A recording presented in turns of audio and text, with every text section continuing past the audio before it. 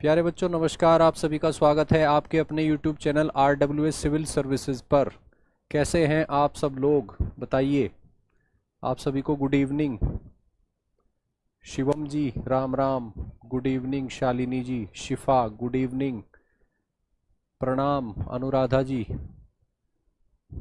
जल्दी से सभी बच्चे आ जाएं। आकाश सिंह, रोहित कुमार गुड इवनिंग, शिखा वर्मा गुड इवनिंग। सभी बच्चों का स्वागत है।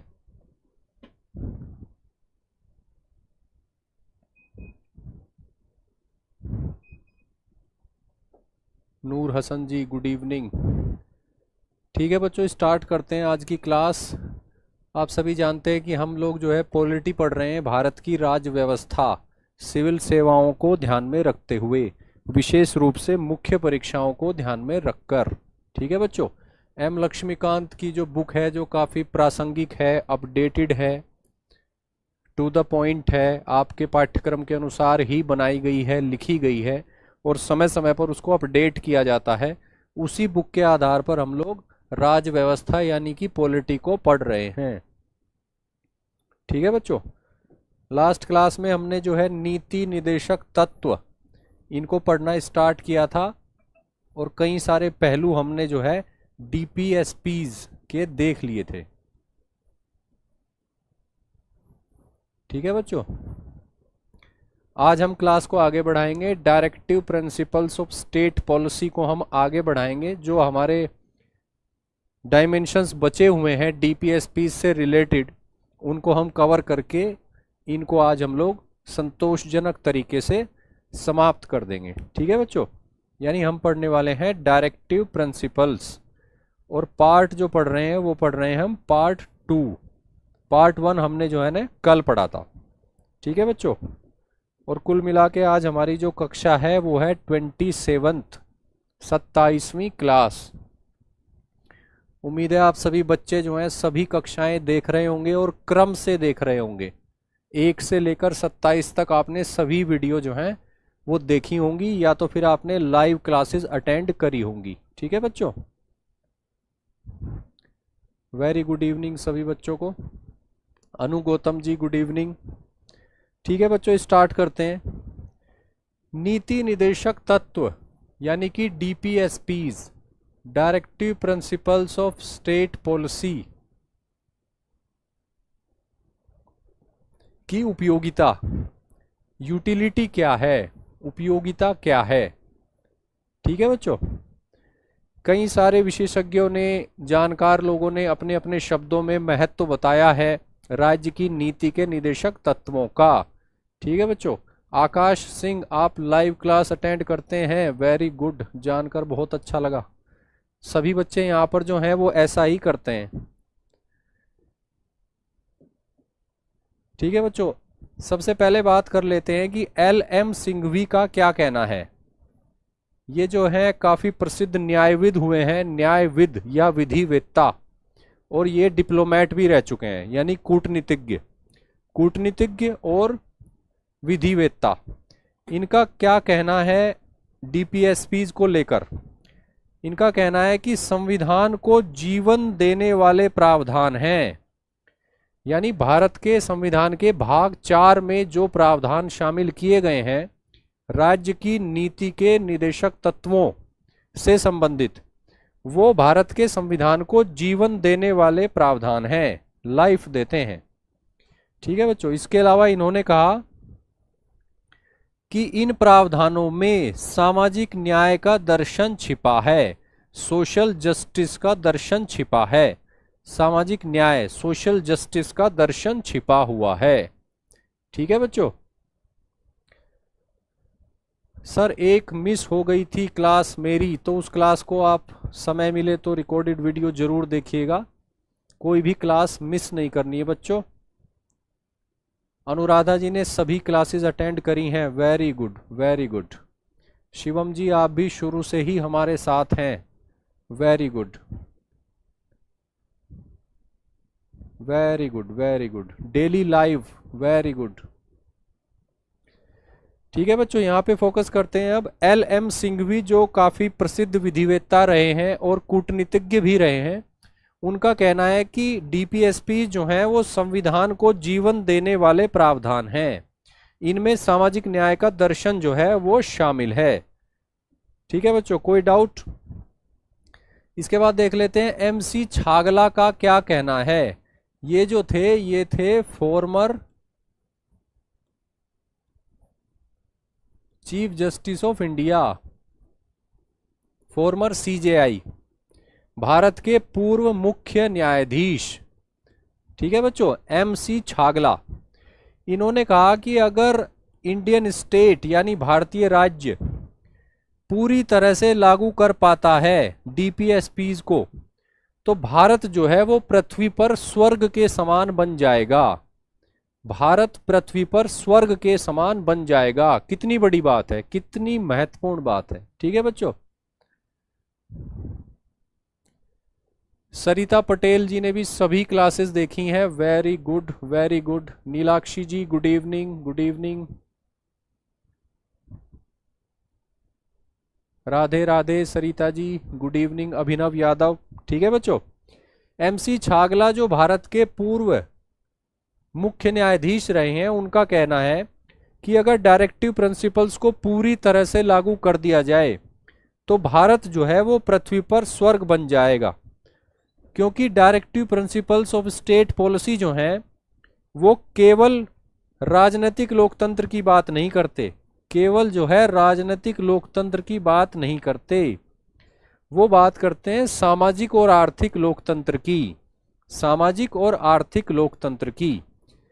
और डॉक्टर अंबेडकर भी कह चुके हैं कि राजनीतिक लोकतंत्र का कोई अर्थ नहीं है अगर उसको सामाजिक लोकतंत्र और आर्थिक लोकतंत्र का सपोर्ट ना दिया जाए। ठीक है बच्चों, तो अगर राजनीतिक लोकतंत्र के साथ साथ राज्य की नीति के निदेशक तत्वों के माध्यम से सामाजिक और आर्थिक लोकतंत्र की स्थापना हो जाती है तो कुल मिलाकर भारत जो है पृथ्वी पर स्वर्ग जैसा बन जाएगा, ऐसा बोलना है एमसी छागला का, यानी कि former chief justice of India. ठीक है बच्चों, इसके अलावा भारत जो है लोक कल्याणकारी राज्य बन जाएगा, यानी क्या बन जाएगा? Welfare state. अगर डीपीएसपीज को अच्छे से लागू कर दिया जाए, जिसकी कोशिश जो है वो इंडियन स्टेट करता आ रहा है, जैसे जैसे कि उसके पास संसाधनों की उपलब्धता बढ़ती जा रही है, क्योंकि डीपीएसपीज को लागू करने के लिए काफी संसाधनों की आवश्यकता होती है। ठीक है बच्चों, तो भारत जो है लोक कल्याणकारी राज्य बन जाएगा। राजनीतिक लोकतंत्र ही नहीं, सामाजिक और आर्थिक लोकतंत्र भी बन जाएगा।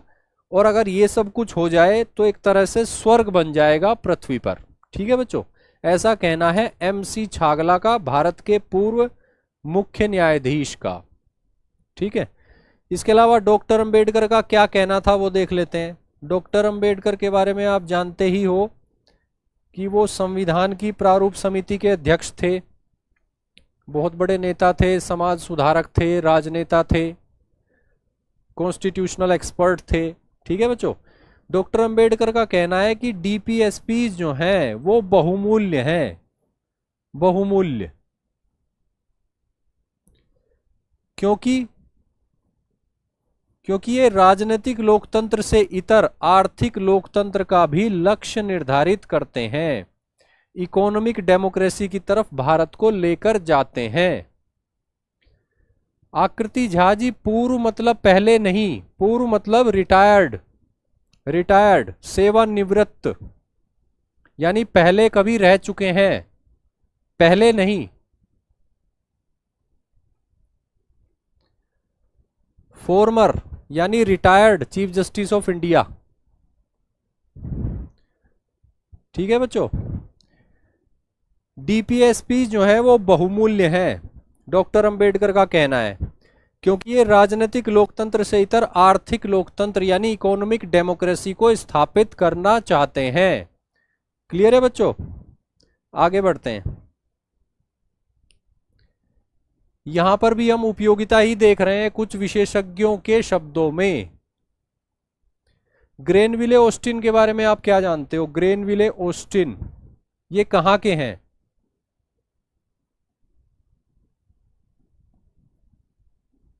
अमेरिकन, अमेरिका के हैं।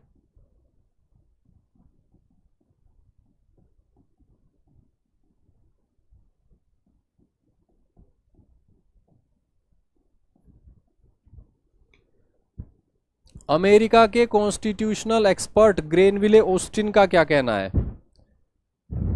इतर मतलब अलावा, इतर मतलब अलावा, यानी कि राजनीतिक लोकतंत्र के साथ साथ सामाजिक और आर्थिक लोकतंत्र की बात की जाती है। ठीक है बच्चों, इतर मीन्स अलावा, in addition to, in addition to. Granville Austin जो अमेरिका के कॉन्स्टिट्यूशनल एक्सपर्ट हैं, उन्होंने कहा है कि डीपीएसपी जो हैं वो सामाजिक क्रांति, सोशल रिवॉल्यूशन के उद्देश्य को आगे बढ़ाने का लक्ष्य लेकर भारत के संविधान में शामिल किए गए हैं। यानी वही बात है, सामाजिक लोकतंत्र की स्थापना अगर हो जाए तो वो कुल मिला के एक क्रांतिकारी कदम माना जाता है। तो उसी को कहा जा रहा है यहाँ पे सोशल रिवॉल्यूशन, सामाजिक क्रांति, यानी सामाजिक स्तर पर व्यापक बदलाव। एक ऐसा समाज जो ऐतिहासिक रूप से असमानता पर आधारित समाज रहा है, उसमें सामाजिक समानता की स्थापना, सामाजिक स्वतंत्रता की स्थापना और इन दोनों के माध्यम से सामाजिक लोकतंत्र की स्थापना। ठीक है बच्चों, तो अगर ऐसा हो जाए तो सामाजिक क्रांति हो जाएगी, क्योंकि समाज के लेवल पर काफी बड़े परिवर्तन आ गए हैं, ऐसा माना जाएगा। ठीक है बच्चों, तो सामाजिक क्रांति के उद्देश्यों को आगे बढ़ाने का लक्ष्य लेकर आए हैं कौन? डीपीएसपीज की बात हो रही है, directive principles of state policy की बात यहां पर हो रही है। क्लियर है बच्चों?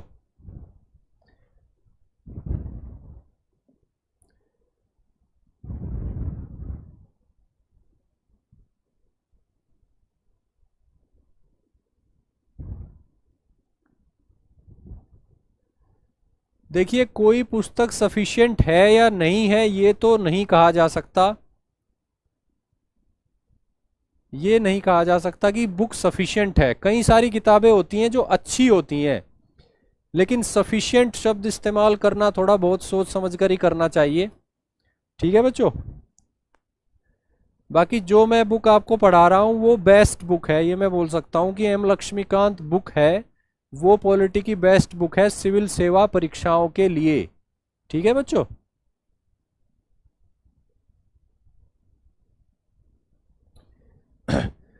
अब देखते हैं कि बी एन राव का क्या कहना था डीपीएसपीज के बारे में। ये कौन थे? बी एन राव थे संविधान सभा यानी कॉन्स्टिट्यूएंट असेंबली के संवैधानिक सलाहकार, संवैधानिक सलाहकार।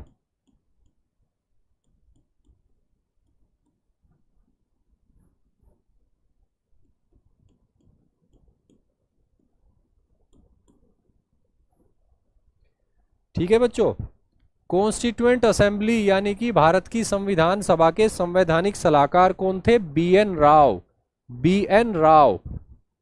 ठीक है बच्चों, और इन्होंने दो बातें कही directive principle of state policy के बारे में। एक तो यह है कि राज्य के जो प्राधिकारी हैं, स्टेट की जो अथॉरिटीज हैं, उनके लिए नैतिक आवश्यकता का निर्धारण करते हैं directive principle of state policy, यानी कि मोरल नेसेसिटी, नैतिक जिम्मेदारी है उनकी कि राज्य की नीति के निदेशक तत्वों को लागू किया जाए। ठीक है बच्चों, राज्य के जो भी प्राधिकारी हैं यानी कि स्टेट की जो भी अथॉरिटीज हैं, उनकी ये नैतिक जिम्मेदारी है कि डीपीएसपीज को लागू किया जाए। इसके अलावा बी एन राव का कहना है कि डीपीएसपीज जो हैं वे काफी एजुकेशनल वैल्यूज भी रखते हैं, शैक्षिक मूल्य वाले हैं, काफी एजुकेशनल वैल्यू भी इनकी है। ठीक है बच्चों, ये काफी कुछ सिखाते हैं। अब देख लेते हैं कि एमसी सीतलवाड़ का क्या कहना था। एमसी सीतलवाड़ कौन थे? ये थे farmer attorney general,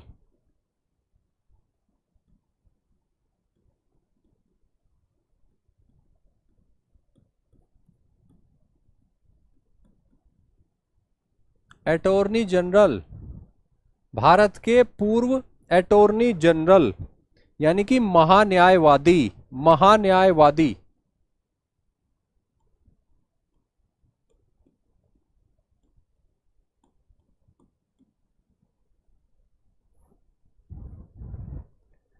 MC Setalvad कौन थे बच्चों? एमसी सीतलवाड़, एमसी सीतलवाड़ थे पूर्व अटॉर्नी जनरल ऑफ इंडिया यानी कि पूर्व महान्यायवादी। इन्होंने क्या कहा कि directive principles of state policy जो है वो कोई विधिक अधिकार नहीं देते, कोई विधिक अधिकार इनसे नहीं निकलता क्योंकि इनको कोर्ट में लागू नहीं किया जा सकता, ये नॉन जस्टिसेबल हैं। इसके अलावा डीपीएसपी के माध्यम से कोई विधिक उपचार भी नहीं मिलता, जैसे कि मौलिक अधिकारों के केस में संवैधानिक उपचार का अधिकार है आर्टिकल 32 में, ठीक है बच्चों। लेकिन राज्य की नीति के निदेशक तत्वों के संदर्भ में अगर देखें तो विधिक उपचार का कोई अधिकार नहीं है क्योंकि कोई विधिक अधिकार नहीं देते हैं directive principle of state policy. राज्य की नीति के निदेशक तत्व नागरिकों को कोई भी विधिक अधिकार नहीं देते, यानी ऐसा अधिकार नहीं देते जिसको लागू कराने के लिए न्यायालय में जाया जा सके, ठीक है बच्चों। और इसीलिए कोई विधिक उपचार भी उपलब्ध नहीं कराते। लेकिन इसके बावजूद भी एमसी सीतलवाड़ का कहना है कि डीपीएसपी जो हैं वो काफी उल्लेखनीय यानी सिग्निफिकेंट और लाभदायक यानी बेनिफिशियल हैं, काफी उल्लेखनीय हैं और काफी लाभदायक हैं। यहां पे बात हो रही है डीपीएसपीज की, ठीक है बच्चों। तो काफी बड़े बड़े विशेषज्ञ हैं, काफी महत्वपूर्ण बातें कह रहे हैं। ये बातें डायरेक्ट आपसे परीक्षा में भी पूछी जा सकती है। किसी का सेंटेंस जो है आपको मुख्य परीक्षा में दिया जा सकता है प्रश्न के रूप में, आपसे कहा जा सकता है कि इस पर आप अपने विचार व्यक्त कीजिए, ठीक है बच्चों। इसलिए इन लोगों ने जो कुछ भी कहा है वो शब्द आपके लिए महत्वपूर्ण है, सुनना समझना और उसको विस्तार देना आपको आना चाहिए, ठीक है बच्चों। आगे बढ़ते हैं। इसके अलावा फिर उपयोगिता की बात हो रही है तो एमसी सीतलवाड़ जो हैं यानी कि भारत के पूर्व महान्यायवादी, पूर्व महान्यायवादी, उन्होंने और कुछ बातें कही हैं। उन्होंने कहा कि डीपीएसपी जो हैं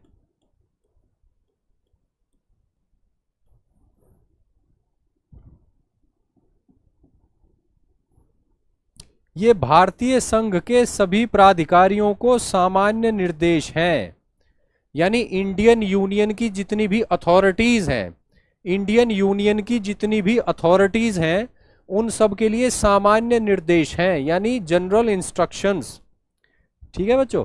इसके अलावा एक बात और कही गई वो है कि नई सामाजिक और आर्थिक व्यवस्था के मूलभूत सिद्धांत हैं ये फंडामेंटल प्रिंसिपल्स, जिनका उद्देश्य क्या है? नई आर्थिक और सामाजिक व्यवस्था की स्थापना करना।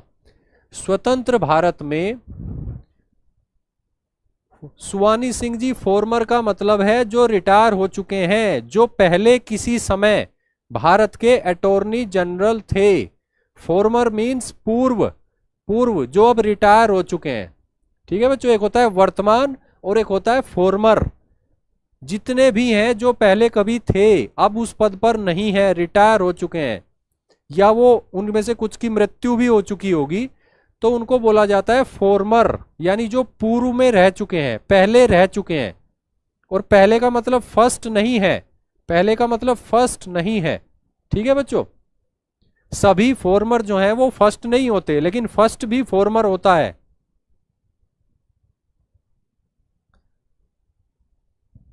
ठीक है बच्चों।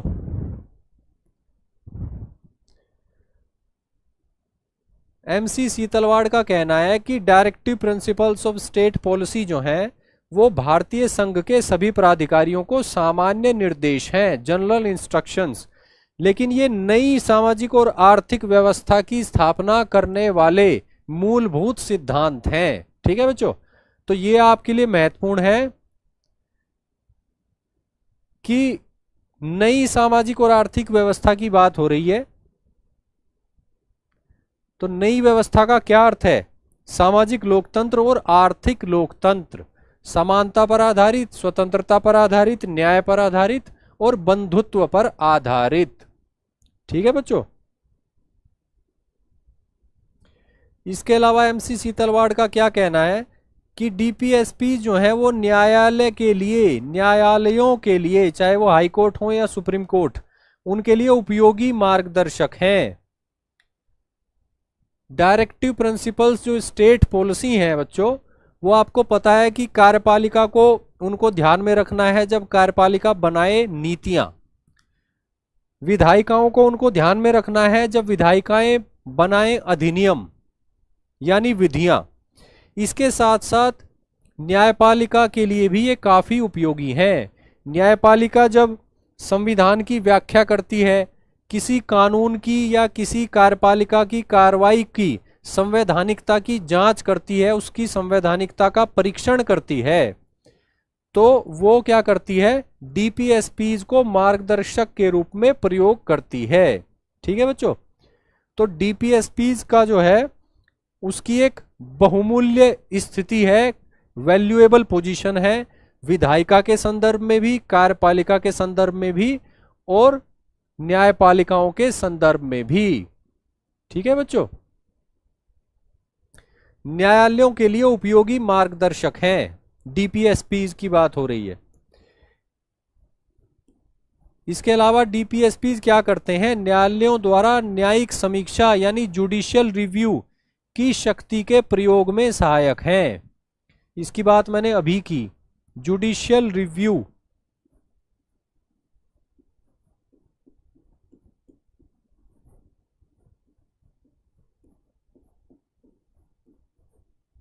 ठीक है बच्चों। जुडिशरी जब भी जुडिशियल रिव्यू करती है, यानी किसी संविधान संशोधन अधिनियम की संवैधानिकता की जांच करती है या किसी सामान्य अधिनियम की संवैधानिकता की जांच करती है, तो उस समय वो directive principle of state policy को अपने मार्गदर्शक के रूप में ध्यान में रखती है। राज्य की नीति के निदेशक तत्व जो हैं वो न्यायालयों के द्वारा जुडिशियल रिव्यू की शक्ति के प्रयोग में सहायक की भूमिका निभाते हैं। क्लियर है बच्चों? तो न्यायालयों के संदर्भ में डीपीएसपी कितने महत्वपूर्ण हैं, किस तरह से न्यायालयों के कार्य में वो महत्वपूर्ण भूमिका निभाते हैं, तो ये बात आपको क्लियर हो जानी चाहिए। ठीक है बच्चों। इसके अलावा और क्या करते हैं डीपीएसपी? प्रस्तावना को विस्तारित करते हैं। प्रस्तावना में जो बातें कही गई हैं उन्हें एक्सपेंड करते हैं और डिटेल में हमको समझाते हैं, और डिटेल में समझाते हैं राज्य के प्राधिकारियों को, यानी स्टेट अथॉरिटीज को डिटेल में क्लियर करते हैं कि प्रस्तावना का विस्तारित रूप क्या हो सकता है। ठीक है बच्चों। प्रस्तावना में कहा गया कि भाई सामाजिक न्याय, आर्थिक न्याय की बात करी गई, तो सामाजिक न्याय और आर्थिक न्याय को लाने के लिए, भारत में स्थापित करने के लिए क्या क्या करना आवश्यक है, वो सभी डिटेल में दिया गया है राज्य की नीति के निदेशक तत्वों में। ठीक है बच्चों। तो कहीं ना कहीं डीपीएसपी जो हैं वो प्रस्तावना को विस्तारित करते हैं। डीपीएसपी जो हैं राज्य की नीति के निदेशक तत्व, वो प्रस्तावना को विस्तारित करते हैं, प्रस्तावना को एक्सपेंड करते हैं। ठीक है बच्चों।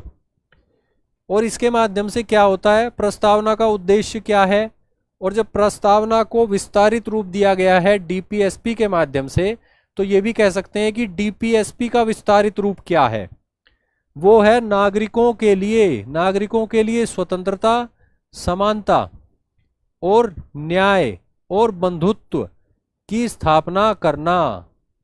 ठीक है बच्चों। प्रस्तावना का जो उद्देश्य है उसे विस्तारित रूप देते हैं राज्य की नीति के निदेशक तत्व, जो भारत के संविधान के भाग 4 में दिए गए हैं, आर्टिकल 36 से लेकर आर्टिकल 51 तक, आर्टिकल 36 से लेकर 51 तक। ठीक है बच्चों। तो उनका उद्देश्य क्या है, प्रस्तावना को विस्तारित कर दिया जाता है उनके द्वारा, और प्रस्तावना और डीपीएसपी मिलकर क्या स्थापित करना चाहते हैं? नागरिकों के लिए स्वतंत्रता, समानता, बंधुत्व और न्याय पर आधारित व्यवस्था। यानी न केवल राजनीतिक लोकतंत्र बल्कि सामाजिक लोकतंत्र भी, आर्थिक लोकतंत्र भी, सामाजिक न्याय भी, आर्थिक न्याय भी, लोक कल्याणकारी राज्य। ठीक है बच्चों, क्लियर है?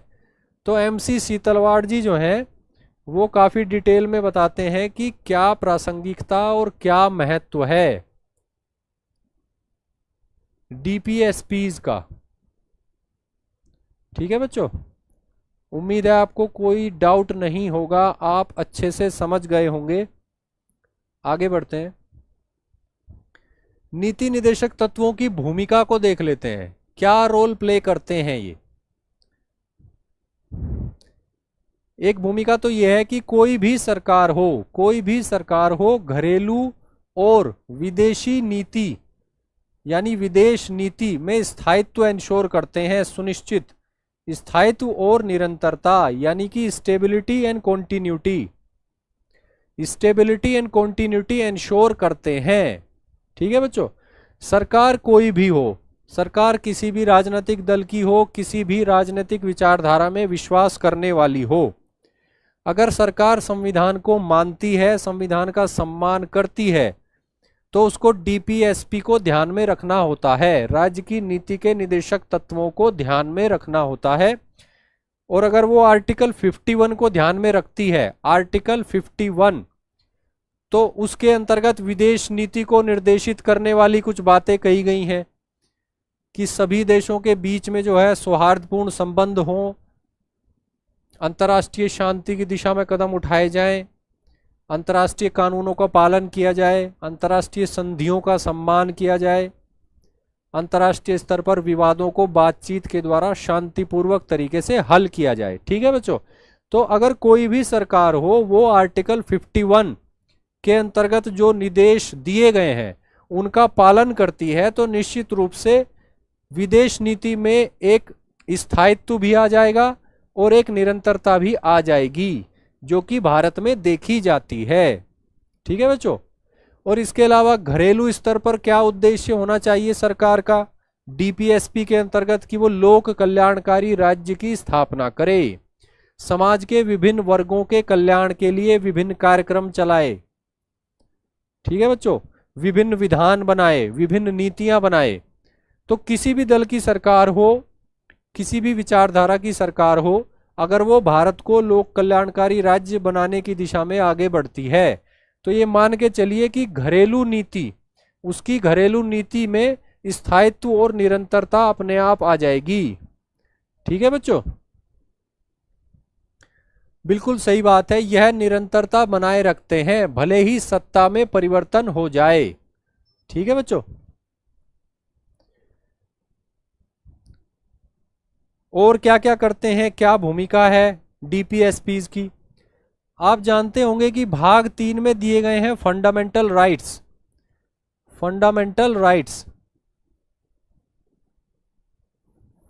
और फंडामेंटल राइट्स में बात की गई है नागरिक और राजनीतिक अधिकारों की, यानी सिविल एंड पॉलिटिकल राइट्स। तो यहां पे एक वैक्यूम है, एक रिक्तता है, और वो रिक्तता किस चीज की है? वो रिक्तता जो है वो है सोशल एंड एजुकेशनल राइट्स की। ठीक है बच्चों, और भारत के संविधान में सोशल एंड इकोनॉमिक राइट्स के माध्यम से social and economic justice ensure करने के रास्ते सामाजिक और आर्थिक लोकतंत्र की स्थापना करने का उद्देश्य किसका है? राज्य की नीति के निदेशक तत्वों का। ठीक है बच्चों, तो फंडामेंटल राइट्स में जो बात की गई है नागरिक अधिकारों की और राजनीतिक अधिकारों की,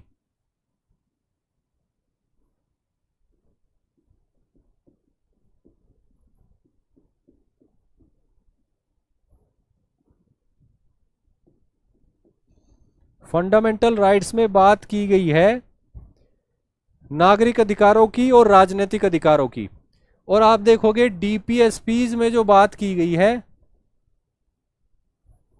वो की गई है सामाजिक अधिकारों की और आर्थिक अधिकारों की।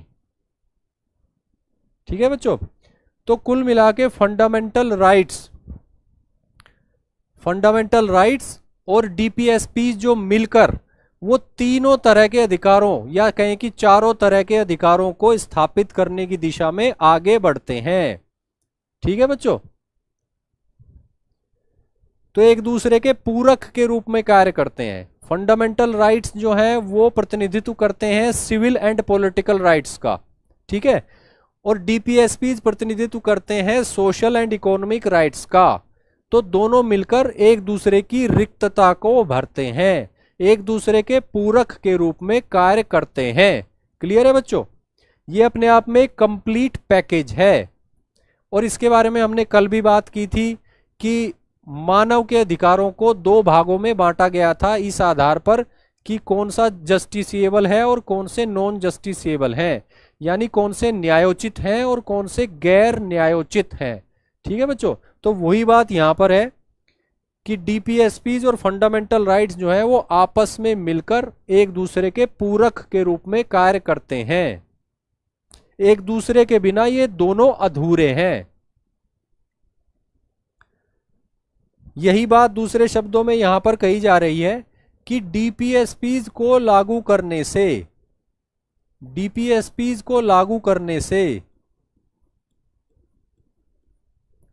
नागरिकों को उनके मौलिक अधिकारों का पूर्ण व उचित लाभ प्राप्त होता है। ठीक है बच्चों, यानी अगर डीपीएसपीज को लागू किया जाएगा, राज्य की नीति के निदेशक तत्वों को अच्छे से लागू किया जाएगा, तो समाज में ऐसी परिस्थितियां बनेंगी कि नागरिक अपने मौलिक अधिकारों को भी और अधिक प्रभावशाली तरीके से एंजॉय कर पाएंगे, उनका आनंद उठा पाएंगे, उनका लाभ उठा पाएंगे।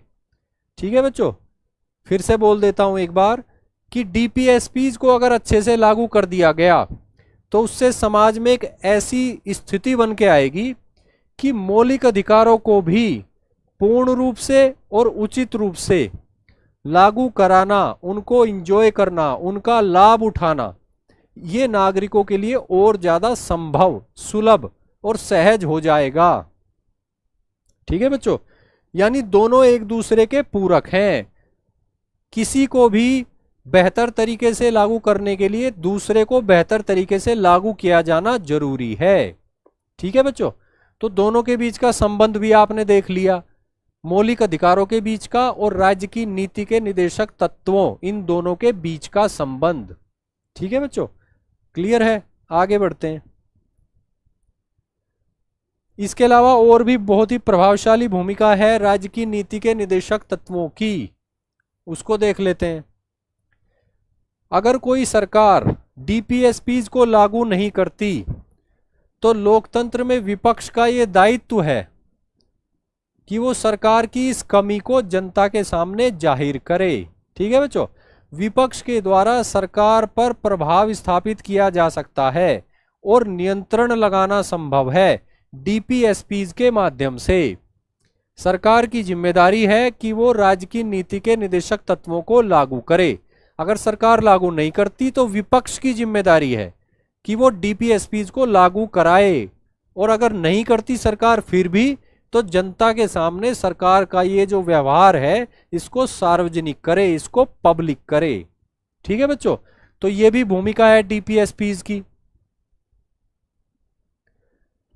इसी बात को दूसरे शब्दों में यहां पर कहा गया है कि ये जो संवैधानिक घोषणाएं हैं, यानी कॉन्स्टिट्यूशनल डिक्लेरेशन बोल सकते हैं डीपीएसपीज को, इनके संदर्भ में सरकार ने, किसी भी सरकार ने कैसा प्रदर्शन किया, उसके प्रदर्शन यानी उसके परफॉर्मेंस की कड़ी परीक्षा संभव है, कड़ी परीक्षा ली जा सकती है।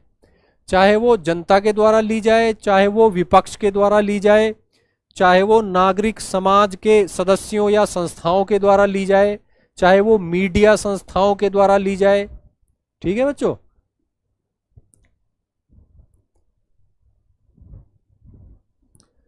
इन संवैधानिक घोषणाओं यानी कि किसकी बात हो रही है? डीपीएसपीज की। डीपीएसपीज के माध्यम से सरकार के प्रदर्शन, परफॉर्मेंस को इवेलुएट किया जा सकता है, कड़ी परीक्षा ली जा सकती है, इवेलुएट किया जा सकता है। ठीक है बच्चों, और ये किसी के द्वारा भी की जा सकती है। लोकतंत्र में अनेक व्यक्तियों को और अनेक संस्थाओं को यह अधिकार प्राप्त है कि वो सरकार के कार्य की जांच करे, परीक्षण करे। नागरिकों को प्राप्त है, मीडिया को प्राप्त है, राजनीतिक दलों को प्राप्त है, हित समूहों को प्राप्त है, इसके अलावा गैर सरकारी संगठनों को प्राप्त है। क्लियर है बच्चों? तो डीपीएसपी ये संभव बनाते हैं। इसके अलावा directive principle of state policy जो है वो आम राजनीतिक घोषणा पत्र की तरह है, यानी कॉमन पॉलिटिकल मैनिफेस्टो।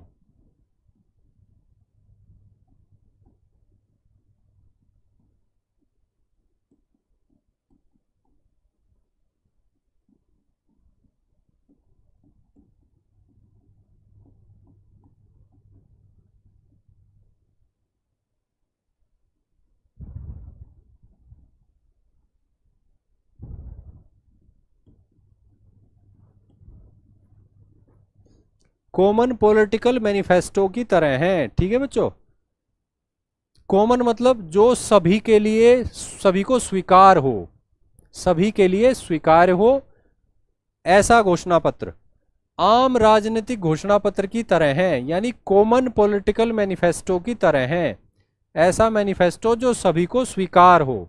ठीक है बच्चों, और यही बात यहां कही गई है कि सभी राजनीतिक विचारधाराओं, चाहे कोई राजनीतिक दल किसी भी विचारधारा को मानता हो, सभी राजनीतिक विचारधाराओं वाले दलों के पथ प्रदर्शक हैं।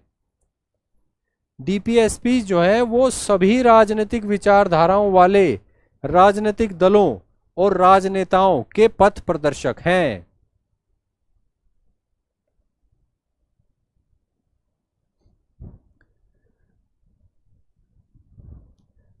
शिवम जी, आप बात को उल्टा बोल रहे हैं। बात यह है कि आर्थिक लोकतंत्र के बिना राजनीतिक लोकतंत्र का कोई अर्थ नहीं है, सामाजिक लोकतंत्र के बिना राजनीतिक लोकतंत्र का कोई अर्थ नहीं है। राजनीतिक लोकतंत्र का मतलब है एक व्यक्ति एक वोट। ठीक है बच्चों, तो एक व्यक्ति एक वोट पूरी तरह से लागू नहीं किया जा सकता, उसका पूरा लाभ नहीं उठाया जा सकता जब तक कि समाज में सामाजिक समानता स्थापित न हो जाए, समाज में हर कोई स्वतंत्रता का अनुभव न करे, सामाजिक न्याय के द्वारा पिछड़े वर्गों को मुख्य धारा में न ले आया जाए। तब तक, जब तक कि सामाजिक लोकतंत्र स्थापित नहीं हो जाएगा, तब तक राजनीतिक लोकतंत्र यानी कि एक व्यक्ति एक वोट भी पूरा प्रभावशाली नहीं हो पाएगा। ठीक है बच्चों, और यही बात है आर्थिक लोकतंत्र के संदर्भ में। आर्थिक लोकतंत्र की अनुपस्थिति में राजनीतिक लोकतंत्र जो है वो प्रभावशाली नहीं हो पाएगा। अगर समाज में आर्थिक असमानता है, आर्थिक संसाधनों का केंद्रीकरण है, आय की, अवसर की, दर्जे की, उत्पादन के साधनों की, संपत्ति की असमानता है अगर समाज में, तो फिर एक व्यक्ति एक वोट भी उतना प्रभावशाली नहीं हो पाएगा। ठीक है बच्चों, तो बात यहां पे यह है कि राजनीतिक लोकतंत्र तो देना आसान है। ठीक है, एक व्यक्ति एक वोट दे दिया गया, प्रत्येक व्यक्ति एक वोट डाल सकता है, लेकिन यह प्रभावशाली तभी होगा, इसके पूरे फायदे समाज को तभी मिलेंगे जब आर्थिक लोकतंत्र भी मौजूद होगा और सामाजिक लोकतंत्र भी मौजूद होगा। ठीक है बच्चों, ये वाली बात है।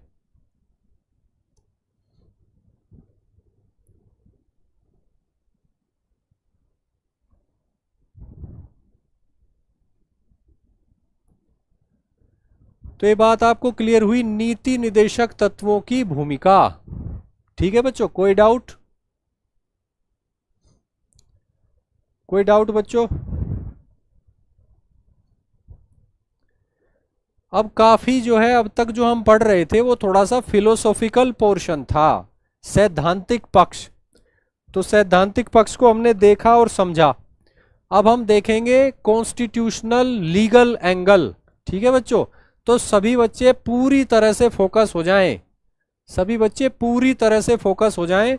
हम बहुत ही महत्वपूर्ण चीज अब पढ़ने वाले हैं, ऐसा नहीं है कि हम अब तक जो पढ़ रहे थे वो महत्वपूर्ण नहीं था, लेकिन ये उससे भी ज्यादा कंसंट्रेशन की मांग करेगा, इसलिए सभी बच्चे पूरी तरह से फोकस हो जाएं। हम क्या पढ़ने वाले हैं? फंडामेंटल राइट्स और directive principles of state policy के बीच संघर्ष, टकराव।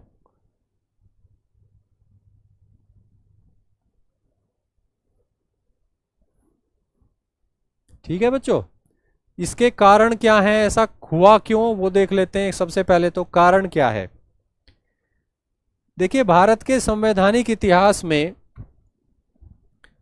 ये बहुत ही फेमस संघर्ष है जो चला है कि कौन ज्यादा महत्वपूर्ण है, मौलिक अधिकार ज्यादा महत्वपूर्ण है या कि राज्य की नीति के निदेशक तत्व वो ज्यादा महत्वपूर्ण है। ठीक है बच्चों, और इसको लेकर न्यायपालिका और विधायिका के बीच में काफी मतभेद रहे, काफी जो है एक तरह से टकराव की स्थिति रही, संघर्ष की स्थिति रही, संवैधानिक संघर्ष, संवैधानिक टकराव। ठीक है बच्चों, और इस प्रोसेस में सुप्रीम कोर्ट ने कई सारे फैसले दिए। उन फैसलों को पलटने के लिए भारत सरकार ने संसद के माध्यम से कई सारे संविधान संशोधन किए, और फिर से सुप्रीम कोर्ट ने कई सारे फैसले दिए, और उनके माध्यम से उन संविधान संशोधनों का जुडिशियल रिव्यू किया, और उसमें से कुछ को असंवैधानिक बताया और कुछ को संवैधानिक बताया। ठीक है बच्चों, तो ये काफी रोचक एक कहानी है, स्टोरी है, संवैधानिक विकास की कहानी, संवैधानिक कानून के आगे बढ़ने की कहानी, न्यायपालिका की शक्तियों की कहानी, संसद की संविधान संशोधन करने की शक्ति की कहानी, और न्यायालयों की संविधान की व्याख्या करने की शक्ति की कहानी। ठीक है बच्चों, तो ये जो टकराव है, कॉन्स्टिट्यूशनल कॉन्फ्लिक्ट, ये फंडामेंटल राइट और डीपीएसपीज के बीच में तो है ही, ये सरकार के विभिन्न अंगों के बीच में भी रहा। यानी एक तरफ थी न्यायपालिका और दूसरी तरफ थी कार्यपालिका और विधायिका। ठीक है बच्चों, कार्यपालिका और विधायिका ने संविधान संशोधन की शक्ति का प्रयोग किया, न्यायपालिका ने न्यायिक पुनरावलोकन या न्यायिक समीक्षा की शक्ति का प्रयोग किया, और इसके माध्यम से ये जो संघर्ष है ये आगे बढ़ा। ठीक है बच्चों, तो देख लेते हैं कि टकराव हुआ क्यों। सबसे पहले टकराव हुआ क्यों? टकराव का कारण एक तो ये रहा कि ये जो मौलिक अधिकार हैं, फंडामेंटल राइट्स, ये न्यायोचित हैं, और एट द सेम टाइम निदेशक तत्व जो हैं वो गैर न्यायोचित हैं, और इसी ने जो है विवाद को जन्म दे दिया। ठीक है बच्चों, न्यायोचित मतलब जस्टिसिएबल,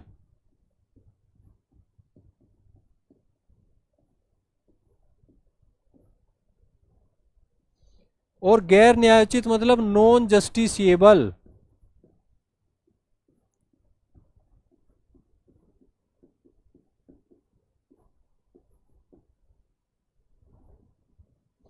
ठीक है बच्चों, मौलिक अधिकारों को लागू कराने के लिए सुप्रीम कोर्ट या हाई कोर्ट जाया जा सकता है सीधे। सुप्रीम कोर्ट जाना है तो आर्टिकल 32 के अंडर, हाई कोर्ट जाना है तो आर्टिकल 226 के अंडर। ठीक है बच्चों, लेकिन निदेशक तत्वों के केस में ऐसा कुछ नहीं है, निदेशक तत्वों को लागू नहीं कराया जा सकता न्यायालय के माध्यम से, यानी ये नॉन जस्टिसिएबल हैं, यानी कि गैर न्यायोचित हैं। क्लियर है बच्चों? लेकिन इसके साथ साथ राज्य की यह जिम्मेदारी है कि वो इनको लागू करे। ठीक है बच्चों, नीति निदेशक तत्व न्यायालय के माध्यम से लागू नहीं कराए जा सकते। क्लियर? लेकिन राज्य के महत्वपूर्ण अंग हैं कार्यपालिका और विधायिका। कार्यपालिका और विधायिका का तो ये दायित्व है कि वो नीति निदेशक तत्वों को लागू करे। ठीक है बच्चों, तो नीति निदेशक तत्वों को लागू करने की राज्य की नैतिक बाध्यता या कहें कि राजनैतिक बाध्यता, जिसकी चर्चा की गई है आर्टिकल 37 में, कि राज्य के प्रशासन के मूलभूत तत्व, मूलभूत सिद्धांत हैं डीपीएसपीज, तो इनको लागू किया जाना है। ठीक है बच्चों, तो यहां पे आप देख रहे हो विरोधाभास। मौलिक अधिकार न्यायालय के माध्यम से लागू, डीपीएसपी न्यायालय के माध्यम से लागू नहीं, लेकिन डीपीएसपी को लागू करने की जिम्मेदारी राज्य को दे दी गई। यानी कि राज्य के अंग कार्यपालिका और विधायिका और न्यायपालिका को भी ध्यान रखना है कि डीपीएसपी को भी लागू किया जाए। सिर्फ फंडामेंटल राइट्स की प्रोटेक्शन ही नहीं करनी है, डीपीएसपी को भी तो लागू कराना है। तो न्यायालय का जो दृष्टिकोण रहा वो रहा बैलेंस बनाने का, बैलेंस बनाने का। क्लियर है बच्चों? तो इन दो पहलुओं की वजह से संघर्ष हुआ, टकराव हुआ। अब देख लेते हैं टकराव कैसे कैसे आगे बढ़ा। ठीक है बच्चों, फंडामेंटल राइट्स और डीपीएसपीज के बीच संघर्ष, टकराव। सबसे पहले वर्ष 1951 में सुप्रीम कोर्ट का एक फैसला आया। ठीक है बच्चों, सुप्रीम कोर्ट का एक फैसला आया और मामला था चंपकम दोराईराजन मामला, चंपकम दोराईराजन मामला। ठीक है बच्चों, चंपकम दोराईराजन मामला। और उच्चतम न्यायालय के सामने यह प्रश्न आया कि क्या ज्यादा महत्वपूर्ण है, मौलिक अधिकार या कि राज्य की नीति के निदेशक तत्व, मौलिक अधिकार या कि राज्य की नीति के निदेशक तत्व। और फाइनली जब डिसीजन दिया गया तो उसमें सुप्रीम कोर्ट ने कहा कि संघर्ष अगर इन दोनों में है तो प्राथमिकता जो है वो मौलिक अधिकार को है। अगर फंडामेंटल राइट्स और डीपीएसपीज में संघर्ष है तो प्राथमिकता जो है वो फंडामेंटल राइट को है। क्लियर है बच्चों? इसके अलावा उसने कहा कि डीपीएसपीज को भी लागू किया जाना है, लेकिन फंडामेंटल राइट्स के सहायक व पूरक के रूप में। क्लियर है बच्चों? प्राथमिकता दी गई फंडामेंटल राइट को, डीपीएसपीज को भी इग्नोर नहीं किया गया। डीपीएसपीज को कहा गया कि इनको लागू करो आप, लेकिन फंडामेंटल राइट्स के सहायक और पूरक के रूप में। क्लियर है बच्चों? इसके अलावा एक और बात यहां पे कही गई कि संसद के द्वारा फंडामेंटल राइट में संशोधन संभव है।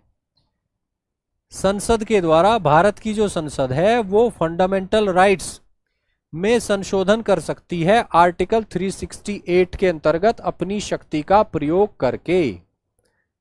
क्लियर है बच्चों? डीपीएसपी का मतलब है संजना रावत जी राज्य की नीति के निदेशक तत्व, यानी जो हम पढ़ रहे हैं भारत के संविधान का भाग 4 राज्य की नीति के निदेशक तत्व। आप कल की क्लास जरूर देखना जहां से हमने चैप्टर शुरू किया था। ठीक है बच्चों?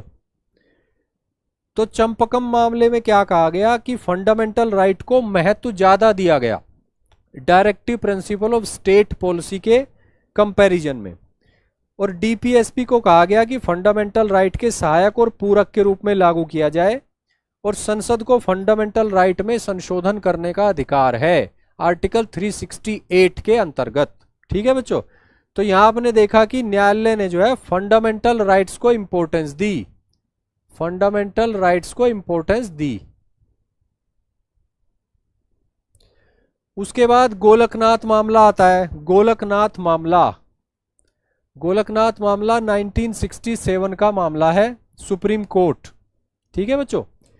यहां पे कुछ बातें जो हैं वो पलट दी सुप्रीम कोर्ट ने अपनी ही। उसने कहा कि संसद जो है वो किसी भी मौलिक अधिकार में संशोधन नहीं कर सकती। ठीक है बच्चों? आप देख पा रहे हैं कि चंपकम मामले में कहा कि संसद के द्वारा फंडामेंटल राइट में संशोधन किया जा सकता है। क्लियर है आपको यहां पे? लेकिन यहां पे कह दिया गया कि संसद किसी भी मौलिक अधिकार में संशोधन नहीं कर सकती। क्लियर है बच्चों? और इसी बात को दूसरे शब्दों में कहा गया कि डीपीएसपीज को लागू करने के लिए फंडामेंटल राइट्स में संशोधन नहीं किया जा सकता। यानी यहां पर भी फंडामेंटल राइट्स को महत्व दिया कोर्ट ने, और बहुत ही ज्यादा महत्व दे दिया। इतना महत्व दे दिया कि बोल दिया कि आर्टिकल 368 के अंतर्गत संसद मौलिक अधिकारों वाले भाग में कोई भी परिवर्तन नहीं कर सकती। ठीक है बच्चों, क्लियर है? रितेश शर्मा जी, गोलकनाथ मामले को हम कई बार पढ़ेंगे। जब हम संविधान की मौलिक संरचना वाला अध्याय पढ़ेंगे तो उस समय भी हम पढ़ेंगे इसको। ठीक है, जब हम संपत्ति के अधिकार का मामला पढ़ेंगे कि संपत्ति का अधिकार जो है वो भारत के संविधान में किस किस तरह से उसको लेकर डिस्प्यूट चले, मतभेद चले संसद के और न्यायपालिका के, तब भी हम इसको पढ़ेंगे। और आज भी हम इसको पढ़ रहे हैं क्योंकि बात चल रही है फंडामेंटल राइट्स और directive principle of state policy के बीच के संघर्ष या टकराव की, या कहें कि उच्चतम न्यायालय एक तरफ और भारत की कार्यपालिका और संसद एक तरफ, इन दोनों संस्थाओं के बीच में भी टकराव। ठीक है बच्चों, तो आज की कक्षा के लिए जितना प्रासंगिक है गोलकनाथ मामला उतना मैं आपको बता रहा हूं, आप इतने को समझ लीजिए। ठीक है, गोलकनाथ मामला 1967 में कहा गया कि संसद किसी भी मौलिक अधिकार में संशोधन नहीं कर सकती। ठीक है बच्चों, और ये बात पलट दी गई। चंपकम मामले में कहा था कि संसद के द्वारा फंडामेंटल राइट में संशोधन संभव है, तो अपनी बात को पलट दिया गया सुप्रीम कोर्ट के द्वारा। और इसी बात को दूसरे शब्दों में यहां कहा गया कि directive principle of state policy को लागू करने के लिए फंडामेंटल राइट में संशोधन नहीं किया जा सकता। ठीक है बच्चों, आगे बढ़ते हैं। अब तक आप देख रहे हैं कि फंडामेंटल राइट को महत्व दिया जा रहा है डीपीएसपी की तुलना में। फंडामेंटल राइट को महत्व दिया गया डीपीएसपी की तुलना में, और दोनों ही फैसले आए हैं जिनको हम देख रहे हैं सुप्रीम कोर्ट के द्वारा। ठीक है बच्चों, अब आगे क्या घटनाक्रम घटता है वो देखते हैं। अब सरकार अपनी भूमिका निभाएगी संसद के माध्यम से। सरकार जो है क्या कर सकती है, संविधान संशोधन अधिनियम ला सकती है। किसके माध्यम से? भारत की संसद के माध्यम से। तो सरकार ने एग्जैक्टली वही किया। ठीक है बच्चों, 1971 में यानी गोलकनाथ के 4 साल बाद भारत के संविधान में 25वां संशोधन अधिनियम लाया गया, गोलकनाथ फैसले के 4 सालों के बाद। ठीक है बच्चों, और इसमें क्या कह दिया गया कि भारत की संसद को फंडामेंटल राइट में संशोधन का अधिकार है, और किसी भी फंडामेंटल राइट में, यानी गोलकनाथ में कहा गया था कि भारत की संसद को किसी भी फंडामेंटल राइट में संशोधन का अधिकार नहीं है। लेकिन 25वें संविधान संशोधन 1971 के द्वारा गोलकनाथ के फैसले के 4 साल बाद यह कह दिया गया, यह लिख दिया गया संविधान में कि किसी भी फंडामेंटल राइट में संशोधन का अधिकार संसद के पास है, आर्टिकल 368 के अंतर्गत। ठीक है बच्चों, और इसके अलावा आर्टिकल 31C जोड़ दिया गया, आर्टिकल 31C जोड़ दिया गया भारत के संविधान में। क्लियर है बच्चों? Article 31C।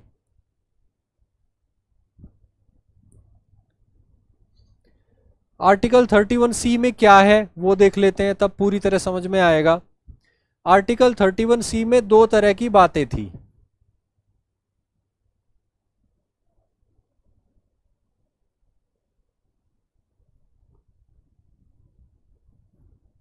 ठीक है बच्चों, एक में कहा गया कि अगर सरकार का उद्देश्य है समाजवादी निदेशक तत्वों को लागू करना, तो फिर प्राथमिकता दी जाएगी राज्य की नीति के निदेशक तत्वों को। और कौन से तत्वों को? जो आर्टिकल 39B और 39C में हैं। और किस पर प्राथमिकता दी जाएगी? मौलिक अधिकारों पर। कौन से मौलिक अधिकारों पर? आर्टिकल 14, आर्टिकल 19 और आर्टिकल 31, यानी उस समय जो संपत्ति का अधिकार हुआ करता था।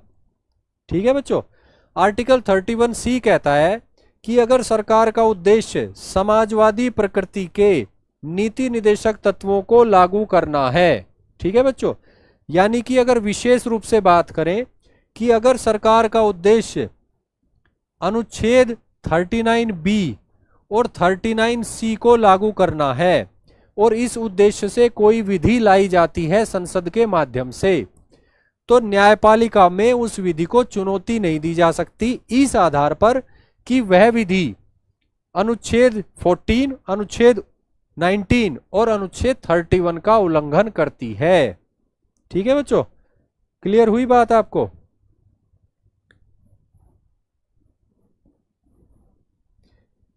यानी आर्टिकल 14, आर्टिकल 19 और आर्टिकल 31 यानी संपत्ति का अधिकार, हम बात कर रहे हैं 1971 की। ठीक है बच्चों, संपत्ति के अधिकार यानी आर्टिकल 31 को समाप्त किया गया था 44वें संविधान संशोधन अधिनियम के द्वारा 1978 में। क्लियर है? लेकिन हम बात कर रहे हैं 1971 की, 25वां संविधान संशोधन 1971। उस समय भारत के संविधान में आर्टिकल 31 था, यानी संपत्ति का अधिकार था। आर्टिकल 19(1)(f) भी था और आर्टिकल 31 भी था। क्लियर है बच्चों? तो यहां पे क्या कहा गया कि सरकार का उद्देश्य अगर समाजवादी प्रकृति के निदेशक तत्वों को लागू करना है तो अनुच्छेद 14, अनुच्छेद 19 और अनुच्छेद 31 में जो मौलिक अधिकार हैं उनसे ज्यादा वरीयता दी जाएगी नीति निदेशक तत्वों को। कौन से नीति निदेशक तत्वों को? जो आर्टिकल 39(b) और आर्टिकल 39(c) में शामिल हैं। ठीक है बच्चों? और आर्टिकल 39(b) और 39(c) जो हैं वो आर्थिक असमानता को कम करने की बात करते हैं, आर्थिक समानता की दिशा में आगे बढ़ने की बात करते हैं। ठीक है? इसके अलावा एक प्रावधान और किया गया अनुच्छेद 31(c) में, जिसमें कहा गया कि कोई भी विधि जो इस उद्देश्य से लाई जाती है, जिसमें घोषणा की जाती है कि यह विधि समाजवादी निदेशक तत्वों को इंप्लीमेंट करने के लिए लाई जा रही है, तो ऐसी विधि का न्यायिक पुनरावलोकन नहीं हो सकता, यानी जुडिशरी उसको रिव्यू नहीं कर सकती, जुडिशरी उसकी समीक्षा नहीं कर सकती। क्लियर है बच्चों?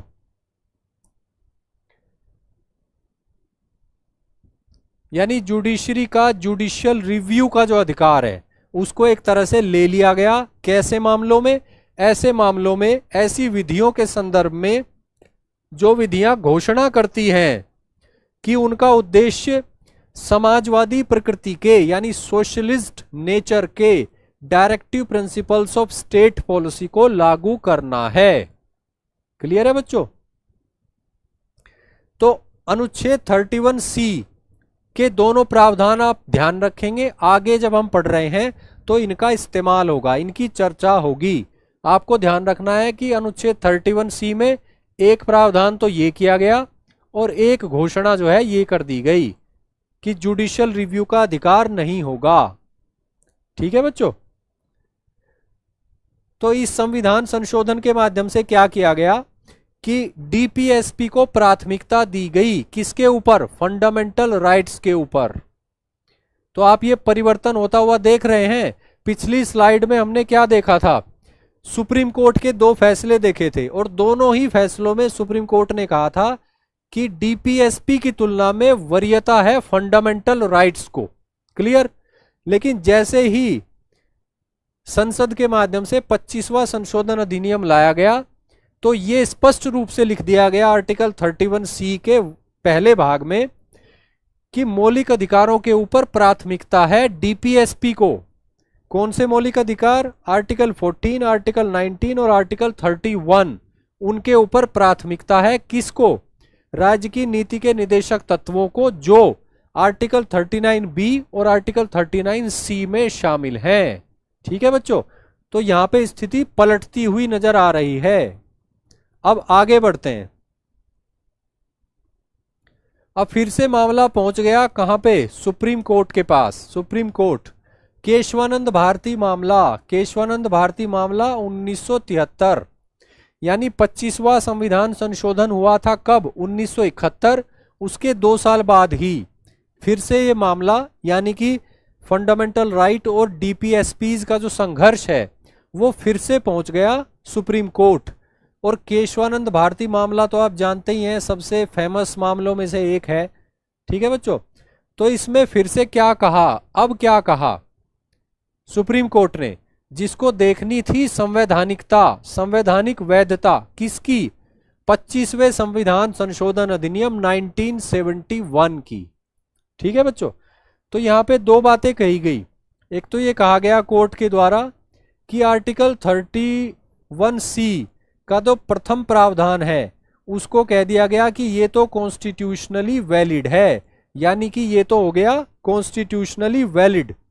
यानी ये वाला केशवानंद भारती मामले में सुप्रीम कोर्ट ने कहा कि आर्टिकल 31C का जो पहला भाग है, यानी कि ये वाला जिसकी चर्चा यहां पर की गई है, ये तो कॉन्स्टिट्यूशनली वैलिड है। ठीक है, लेकिन इसके साथ ही कहा गया कि आर्टिकल 31C का जो दूसरा भाग है वो असंवैधानिक है, क्योंकि वो न्यायालय की न्यायिक पुनरावलोकन की शक्ति को सीमित करता है, उसको छीनता है। ठीक है बच्चों, और न्यायिक पुनरावलोकन की जो शक्ति है वो मौलिक संरचना का भाग है, यानी भारत के संविधान की जो मौलिक संरचना है जिसका कॉन्सेप्ट जो है इसी केस में दिया गया, यानी कि केशवानंद भारती मामले में ही दिया गया ना, संविधान की बेसिक स्ट्रक्चर डॉक्ट्रिन, यानी कि संविधान की मौलिक संरचना का सिद्धांत। ठीक है बच्चों, तो इसी मामले में कह दिया गया कि न्यायिक पुनरावलोकन का जो अधिकार है, जुडिशियल रिव्यू का जो राइट है, या न्यायिक समीक्षा का जो अधिकार है न्यायालयों का, वो बेसिक स्ट्रक्चर का पार्ट है, इसलिए उसको सीमित नहीं किया जा सकता संविधान संशोधन की शक्ति का प्रयोग करके संसद के माध्यम से आर्टिकल 368 के अंतर्गत। ठीक है बच्चों, और इसका परिणाम ये हुआ कि आर्टिकल 31C का ये जो दूसरा प्रावधान था, ये वाला, इसको असंवैधानिक कहकर खारिज कर दिया गया। इसको असंवैधानिक कहकर खारिज कर दिया केशवानंद भारती मामले में, लेकिन यहां जो बात कही गई है इसको संवैधानिक कहकर स्वीकार कर लिया गया केशवानंद भारती मामले में। ठीक है बच्चों, आगे बढ़ते हैं। उसके बाद फिर से सरकार का नंबर आया विधायिका के माध्यम से, यानी संसद के माध्यम से। ठीक है, उसमें क्या किया गया, 42वां संविधान संशोधन किया गया। 42वां संविधान संशोधन किया गया 1976 में, जिसको बोला जाता है मिनी कॉन्स्टिट्यूशन।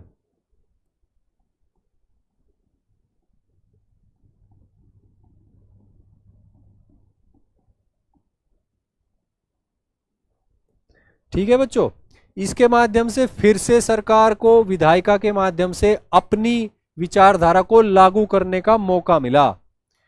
और अब फिर से यहां से चेंजेस किए गए। क्या किए गए, आर्टिकल 31C का जो प्रथम प्रावधान था जिसको संवैधानिक घोषित कर दिया था केशवानंद भारती मामले में, ठीक है बच्चों, इसका दायरा बढ़ा दिया गया।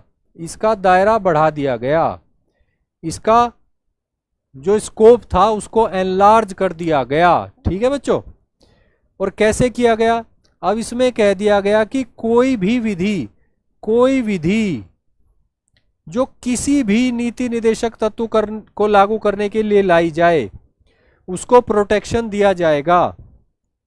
ठीक है बच्चों, यानी आर्टिकल 31C में क्या बात थी कि सिर्फ डीपीएसपी उन्हीं को लागू करने के लिए प्राथमिकता दी गई, डीपीएसपी को जो 39B और 39C को लागू करना चाहते हैं, और प्राथमिकता है सिर्फ आर्टिकल 14 पर, आर्टिकल 19 पर और आर्टिकल 31 पर। लेकिन यहां पे क्या कह दिया गया 42वें संविधान संशोधन अधिनियम के अंतर्गत कि कोई भी विधि हो किसी भी डीपीएसपी को लागू करने के लिए लाई गई हो, उसे सभी मौलिक अधिकारों पर प्राथमिकता दी जाएगी। यानी डीपीएसपी को फंडामेंटल राइट से ऊपर रखने की कोशिश करी गई 42वें संविधान संशोधन के माध्यम से। ठीक है बच्चों, कोई विधि हो किसी भी डीपीएसपी को लागू करने के लिए लाई जाए, वो लाई जा सकती है। ठीक है बच्चों, यानी कि क्या किया गया, आर्टिकल 19, आर्टिकल 14 और आर्टिकल 31 के अंतर्गत जो मौलिक अधिकार हैं उनके ऊपर डीपीएसपी को प्राथमिकता व सर्वोच्चता दे दी गई। 42वें संविधान संशोधन के माध्यम से। ठीक है बच्चों, अनुच्छेद 14, अनुच्छेद 19 और अनुच्छेद 31 के ऊपर राज्य की नीति के निदेशक तत्वों को प्राथमिकता व सर्वोच्चता दे दी गई। यानी एक बार फिर संविधान संशोधन के माध्यम से फंडामेंटल राइट के ऊपर राज्य की नीति के निदेशक तत्वों को महत्व दे दिया गया। ठीक है बच्चों। स्वाति सैनी जी, आप नए हैं, आपका स्वागत है। सभी क्लासेस अटेंड करिएगा, सभी जो है वीडियोस देखिएगा शुरू से क्रम से।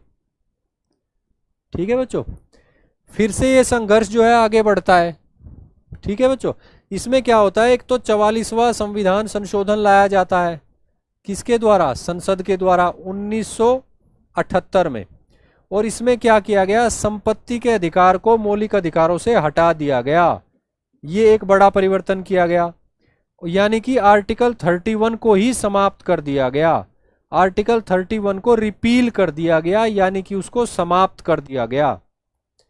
ये एक और महत्वपूर्ण फैसला इसी संदर्भ में आया, फैसला कहें या कि संविधान संशोधन अधिनियम लाया गया, 44वां संविधान संशोधन अधिनियम 1978। ठीक है बच्चों, लेकिन अब मामला पहुंचेगा सुप्रीम कोर्ट। अब फिर से सुप्रीम कोर्ट की भूमिका आएगी और एक ऐतिहासिक फैसला आएगा, हिस्टोरिकल जजमेंट। अब मामला पहुंचा सुप्रीम कोर्ट फिर से 1980 में मिनर्वा मिल्स मामले में। ठीक है बच्चों, इसमें क्या किया गया कि 42वें संविधान संशोधन के द्वारा 1976 में जो लाया गया था, उसके द्वारा मैंने आपको बताया कि आर्टिकल 31C के दायरे का विस्तार किया गया था। उस विस्तार को असंवैधानिक घोषित कर दिया गया भारत के सुप्रीम कोर्ट के द्वारा। ठीक है बच्चों, यानी यहां पे आप देखते हैं कि दायरा बढ़ा दिया था। 42वें संशोधन अधिनियम के अंतर्गत आर्टिकल 31C का दायरा बढ़ा दिया गया था, उसका स्कोप बढ़ा दिया गया था। इसी को असंवैधानिक घोषित कर दिया गया। इसी को मिनर्वा मिल्स मामले में 1980 में भारत के सर्वोच्च न्यायालय ने असंवैधानिक घोषित कर दिया। किसको, अनुच्छेद 31C के दायरे में किए गए विस्तार को। ठीक है बच्चों, और इसका परिणाम क्या हुआ, इसका परिणाम फिर वही हुआ कि डीपीएसपी को पुनः फंडामेंटल राइट के अधीनस्थ बना दिया गया।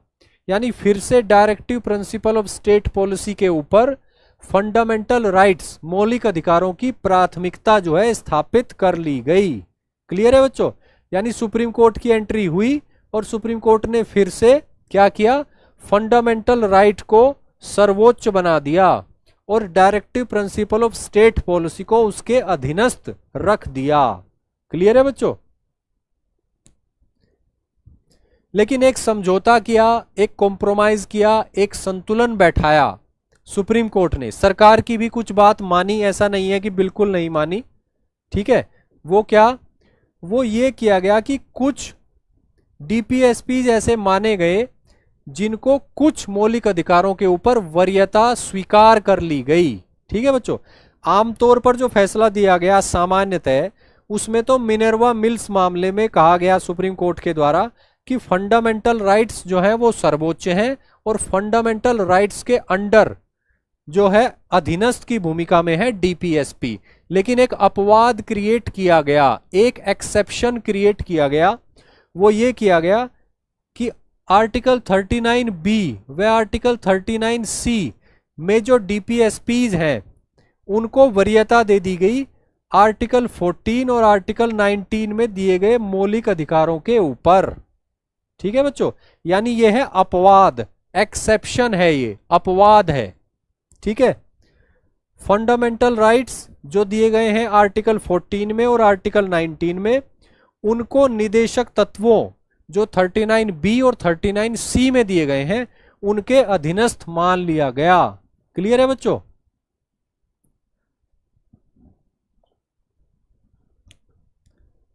आगे बढ़ते हैं।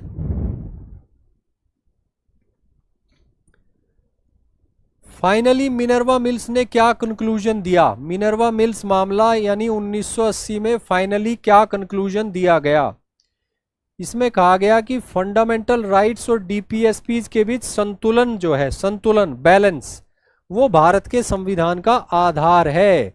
यानी भारत का जो संविधान है वो चाहता है, भारत के जो संविधान निर्माता हैं वो चाहते थे कि फंडामेंटल राइट्स, मौलिक अधिकारों और डीपीएसपीज के बीच संघर्ष ना हो, संतुलन की स्थिति बना दी जाए, बैलेंस। ठीक है, क्योंकि ये कहा गया कि सामाजिक क्रांति अगर देश में लानी है, सोशल रिवॉल्यूशन अगर लानी है, तो दोनों ही महत्वपूर्ण हैं। यानी फंडामेंटल राइट भी महत्वपूर्ण है और राज्य की नीति के निदेशक तत्व भी महत्वपूर्ण हैं अगर देश में लानी है सामाजिक क्रांति। ठीक है बच्चों, एक ही रथ के दो पहिए हैं, ये भी कोर्ट ने बोला कि एक ही रथ है और उसके ये दो पहिए हैं।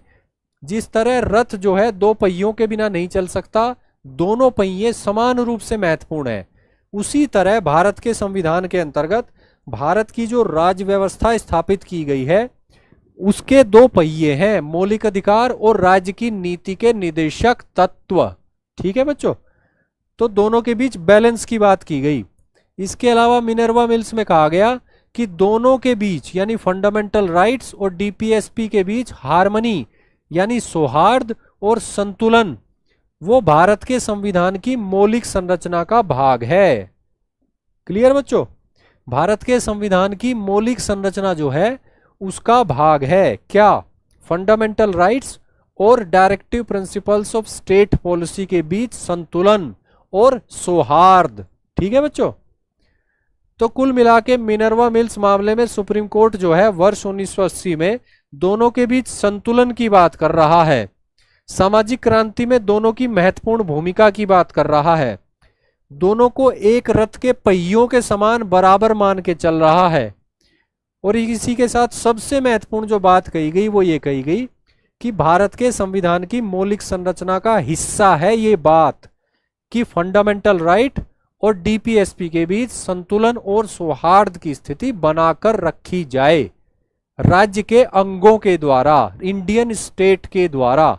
ठीक है बच्चों, और ये बातें सभी पर लागू हैं, न्यायपालिका पर भी, विधायिका पर भी और कार्यपालिका पर भी, केंद्र सरकार पर भी और राज्य सरकारों पर भी, स्थानीय सरकारों पर भी। ठीक है बच्चों, अब देख लेते हैं कि वर्तमान स्थिति क्या है, क्योंकि मिनर्वा मिल्स तो बात हो गई 1980 की, 1980 की। ठीक है बच्चों, अब देख लेते हैं कि वर्तमान स्थिति क्या है। वर्तमान स्थिति यह है कि फंडामेंटल राइट्स को डीपीएसपीज के ऊपर प्राथमिकता प्राप्त है। क्लियर है बच्चों, यानी सुप्रीम कोर्ट का जो स्टैंड रहा है वही लागू है अभी तक भी। मिनर्वा मिल्स में भी यही बात कही गई थी कि फंडामेंटल राइट्स को डीपीएसपी पर प्राथमिकता है। ठीक है बच्चों, लेकिन डीपीएसपी को लागू करने के लिए संसद जो है वो फंडामेंटल राइट्स के भाग में संशोधन कर सकती है। यानी गोलकनाथ वाली बात अब नहीं है। गोलकनाथ में कहा गया था कि संसद को अधिकार नहीं है कि वो किसी मौलिक अधिकार में संशोधन करे, तो वो बात अब नहीं एप्लीकेबल है। अब केशवानंद भारती वाला मामला, 1973 वाला मामला एप्लीकेबल है, जो कहता है कि फंडामेंटल राइट वाले भाग में यानी कि भारत के संविधान के भाग 3 में संशोधन कर सकती है संसद, चाहे उसका उद्देश्य कुछ और हो, चाहे वो डीपीएसपी को लागू करना हो। ठीक है, लेकिन संसद की संविधान में संशोधन करने की या विशेष रूप से कहें तो भारत के संविधान के भाग 3 में यानी मौलिक अधिकारों वाले भाग में संशोधन करने की शक्ति पर एक सीमा है। वो वर्तमान स्थिति के अनुसार एप्लीकेबल है 1973 के केशवानंद भारती मामले के बाद से।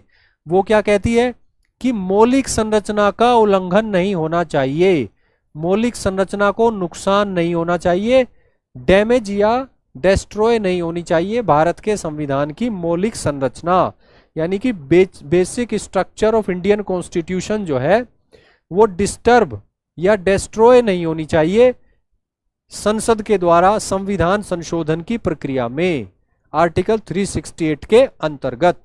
ठीक है बच्चों, तो वर्तमान स्थिति जो है वो ये है, फंडामेंटल राइट्स को प्राथमिकता है डीपीएसपीज के ऊपर, लेकिन दोनों का बैलेंस बना के भी चलना है, दोनों महत्वपूर्ण हैं। संसद फंडामेंटल राइट्स के भाग में संशोधन कर सकती है डीपीएसपीज को लागू करने के लिए, लेकिन इस प्रोसेस में भारत के संविधान की मौलिक संरचना के साथ छेड़छाड़ नहीं कर सकती। क्लियर है बच्चों? तो यहां तक आपने देखा कि डीपीएसपी और फंडामेंटल राइट्स के बीच में कैसे संघर्ष चला, संवैधानिक संघर्ष, कॉन्स्टिट्यूशनल कॉन्फ्लिक्ट। ठीक है बच्चों, अब आगे बढ़ते हैं।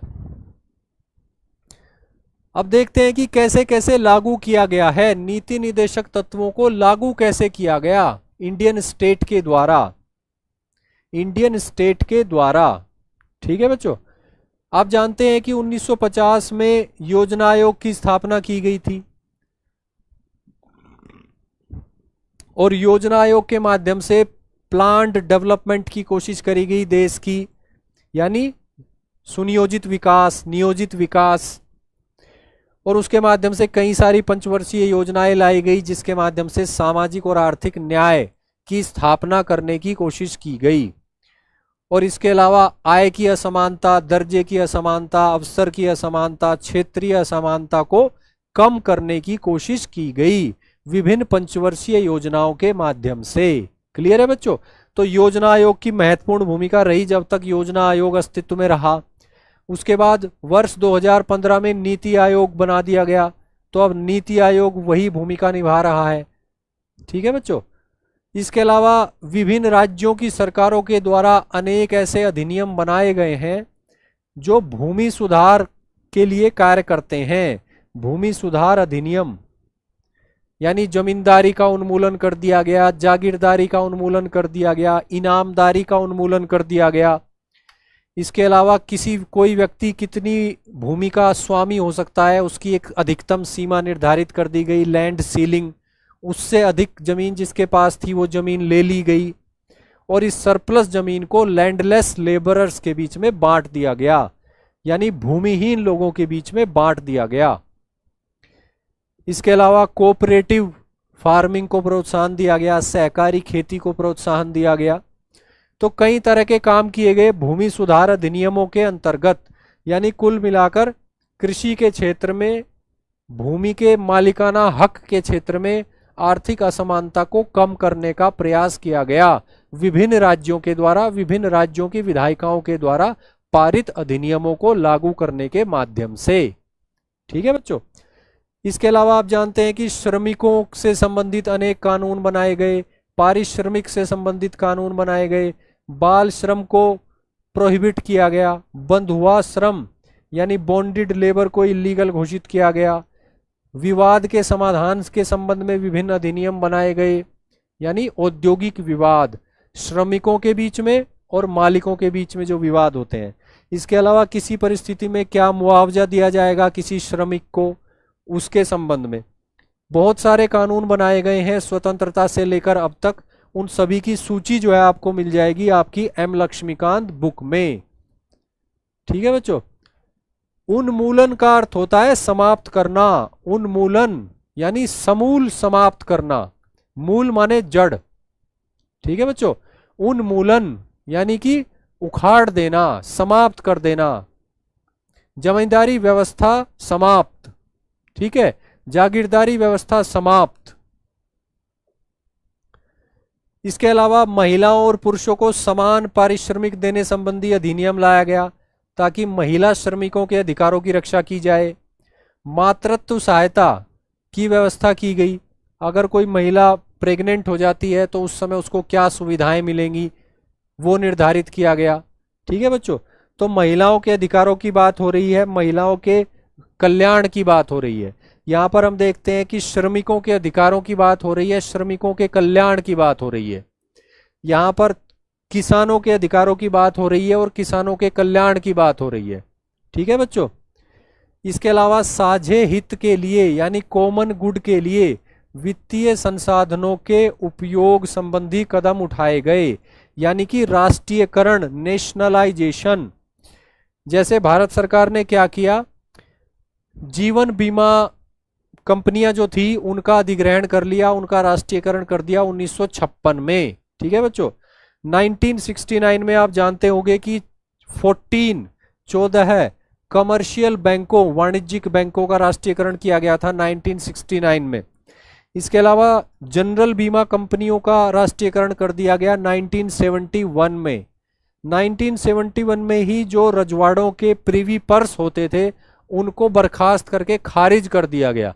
यानी साझे हित के लिए वित्तीय संसाधनों का उपयोग कैसे किया जाए, ये सरकार ने पावर अपने हाथ में ले ली राष्ट्रीयकरण के माध्यम से, नेशनलाइजेशन के माध्यम से।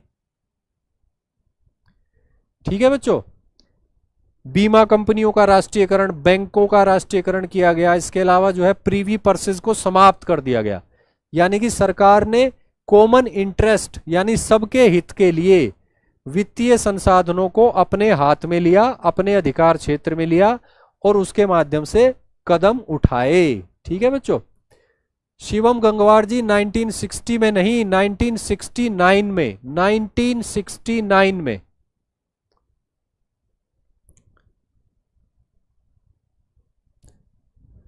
शिवांगी जी सौहार्द का मतलब है हारमनी यानी तालमेल, आपस में मिलजुल कर रहना, मिलजुल कर चलना।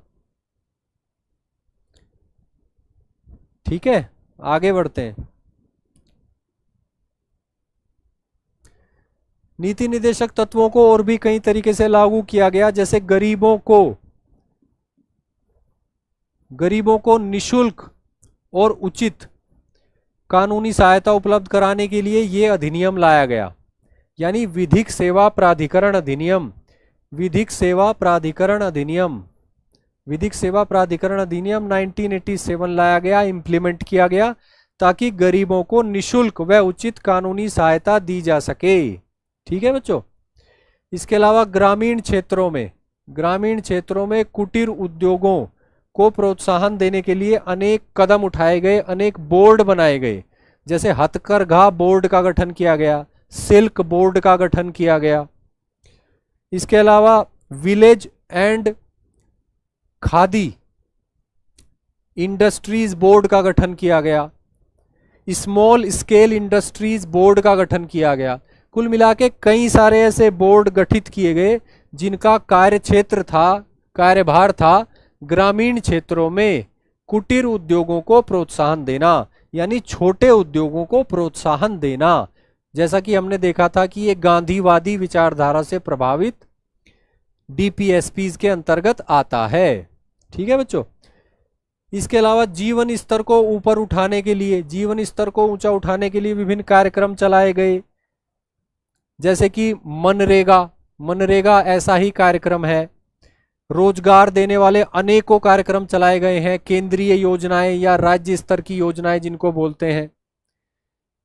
इसके अलावा कौशल विकास यानी स्किल डेवलपमेंट के लिए अनेक सारे कार्यक्रम चलाए गए। ग्रामीण क्षेत्रों में आधारभूत संरचना का विकास करने के लिए अनेक कार्यक्रम चलाए गए, जैसे भारत निर्माण आदि।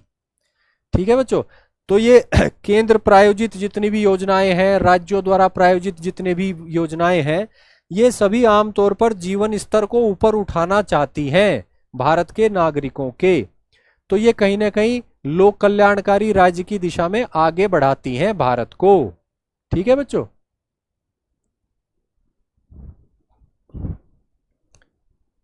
संजना जी, योजना आयोग का नया नाम नीति आयोग नहीं है, योजना आयोग अलग था, उसको समाप्त कर दिया गया था।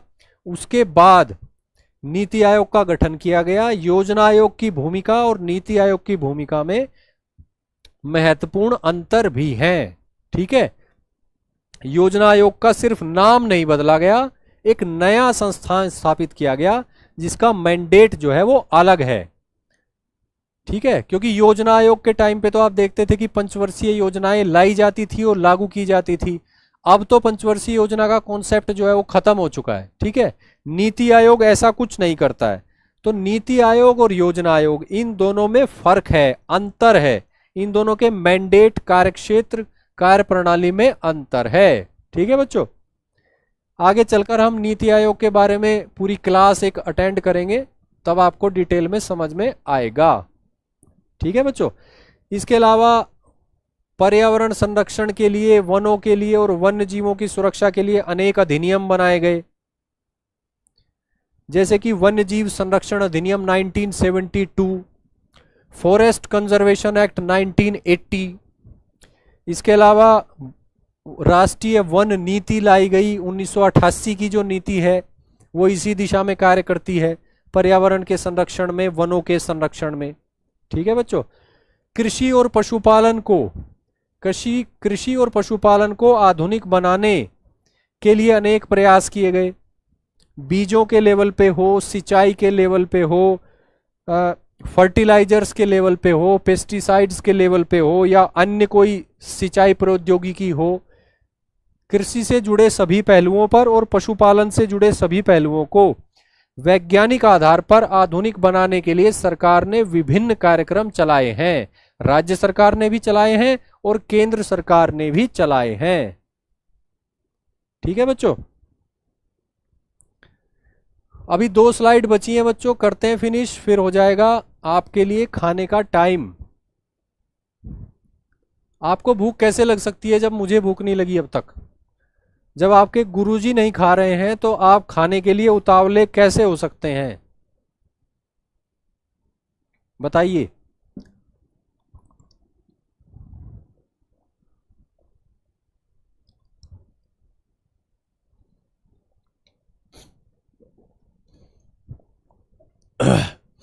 बैटरी नहीं रही सर, नूर हसन जी। ओ ये तो समस्या है भाई। चलिए कुछ हिस्सा आप बाद में देख लेना, थोड़ी बची है वैसे क्लास। इसके अलावा पंचायती राज व्यवस्था, त्रिस्तरीय पंचायती राज व्यवस्था स्थापित की गई है भारत में, और 73वां संविधान संशोधन जो किया गया 1992 में, उसमें पंचायती राज संस्थाओं को संवैधानिक दर्जा दे दिया गया। तो ये भी कहीं ना कहीं बात हो रही है राज्य की नीति के निदेशक तत्वों को लागू करने की। ठीक है बच्चों। तो पंचायती राज के क्षेत्र में लागू किया गया। समाज के जो कमजोर और पिछड़े वर्ग हैं, जैसे एससीज, एसटीज और अन्य कमजोर वर्गों, उनके लिए सीटों का आरक्षण किया गया, ये आप जानते हैं। सरकारी नौकरियों में आरक्षण, शिक्षण संस्थाओं में आरक्षण, और इसके साथ साथ जो है विधायिकाओं में आरक्षण। एससी एसटीज के लिए संसद में भी सीटें रिजर्व हैं और राज्यों की विधायिकाओं में भी। ठीक है बच्चों। तो यहाँ पे ये सब कदम उठाए गए। इसके अलावा राष्ट्रीय स्तर पर विभिन्न आयोगों की स्थापना करी गई है। आयोगों की, जैसे कि नेशनल कमीशन फॉर एससी, ठीक है, ये आर्टिकल 338 में है। नेशनल कमीशन फॉर एसटी, ये 338A में है। National commission for BC, backward classes, ये जो है 338B में है। ठीक है बच्चों। और एनसीबीसी को 338B में शामिल करके संवैधानिक दर्जा दिया गया 102वें संविधान संशोधन के अंतर्गत। 102वां संविधान संशोधन अधिनियम 2018। ठीक है बच्चों। इसके अलावा नेशनल कमीशन फॉर वीमेन, इसकी स्थापना की गई 1992 में। इसके अलावा national commission for minority 1993। National commission for children rights 2007। ठीक है बच्चों। तो समाज के विभिन्न वर्गों के लिए राष्ट्रीय स्तर पर विभिन्न आयोगों की स्थापना की गई है। इनमें से कुछ तो संवैधानिक आयोग हैं और कुछ जो हैं वो वैधानिक आयोग हैं, यानी कुछ तो कॉन्स्टिट्यूशनल कमीशंस हैं, कुछ हैं स्टैट्यूटरी कमीशंस। ठीक है बच्चों। एनसीएससी जो है ये कॉन्स्टिट्यूशनल हो गया, एनसीएसटी कॉन्स्टिट्यूशनल है और एनसीबीसी भी कॉन्स्टिट्यूशनल है। आर्टिकल 338, 338A और 338B। ठीक है बच्चों, क्लियर है?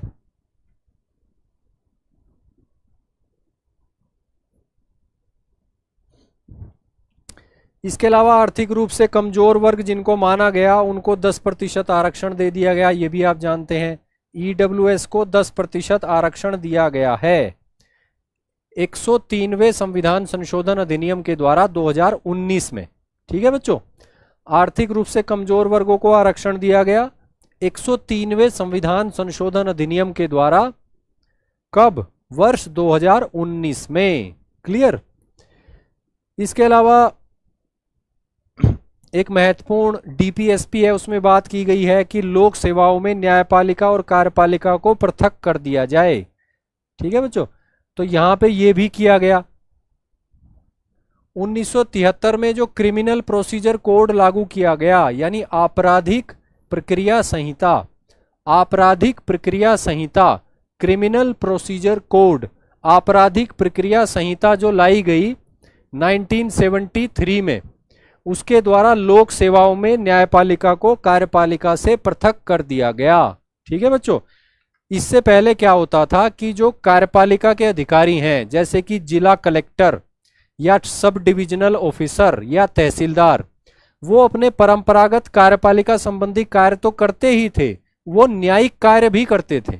ठीक है, लेकिन 1973 में आपराधिक प्रक्रिया संहिता जो लाई गई और लागू की गई, उसके अंतर्गत क्या किया गया कि कलेक्टर के, सब डिविजनल ऑफिसर्स के और तहसीलदारों के न्यायिक अधिकार उनसे ले लिए गए और वो डिस्ट्रिक्ट जुडिशियल मैजिस्ट्रेट को दे दिए गए।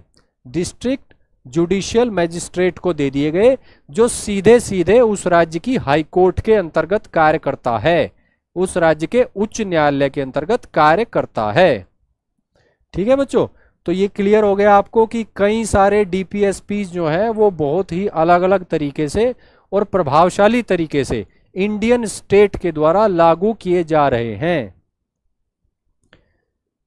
इसके अलावा प्राचीन और ऐतिहासिक स्मारक और पुरातत्वीय स्थल के संरक्षण के लिए ये अधिनियम लाया गया 1951 में।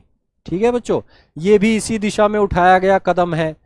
लोक स्वास्थ्य यानी पब्लिक हेल्थ को बेहतर बनाने के लिए प्राथमिक स्वास्थ्य केंद्र हो, चाहे बड़े हॉस्पिटल हो, जिला अस्पताल हो, उनको बनाया गया। प्लस विशेष बीमारियों के लिए विशेष योजनाएं चलाई गई, चाहे वो टीकाकरण अभियान चलाया जाना हो, चाहे कुछ और। ठीक है बच्चों, तो पब्लिक हेल्थ के केस में इंडियन स्टेट जो है, जिसमें केंद्र सरकार भी है और राज्य सरकारें भी हैं और स्थानीय सरकारें भी हैं, वो काफी सक्रिय हैं।